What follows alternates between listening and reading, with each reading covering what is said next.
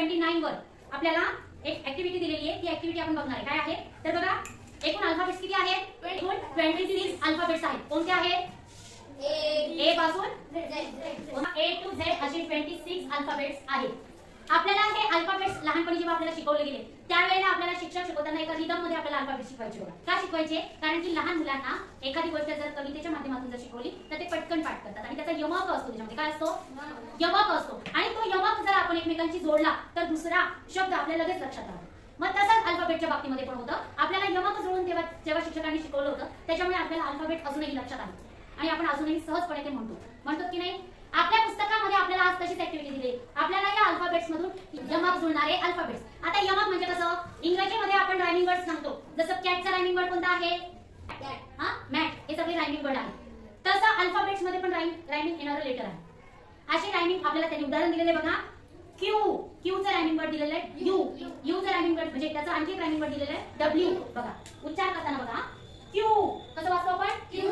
आता बघा क्यू आलं त्याच्यामध्ये यू. आता त्याचं रायमिंग वर्ड आहे यू. काय? यू. आणि आणखी आहे डब्ल्यू. कसं लिहितो आपण? आलं का याच्यामध्ये सगळ्यामध्ये यू?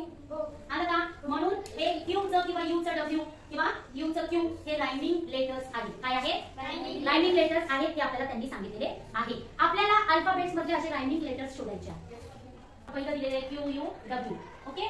ए चे यमक जुळणारा शब्द, एक यमक जुळणारा अक्षर, एक जे. के चं कोण लिहितं? के चा यमक जुळणारा अक्षर कोणतं आहे? ए. Very good. आता आम्ही पुढचं देतीये डी चं दोन ली. ई अजून ई. हा छान. अजून कोण लिहितं? आता लिहा सी चं लिहा. कोण लिहितं?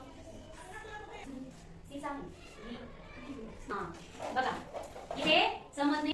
पाच रायमिंग लेटर्स शोधून काढले सी चे. हा म्हणजे एखादं लेटर आहे का त्याला यमक जुळणारा अक्षर आहे असं? आय. चला आयचं कोणतं आहे मग?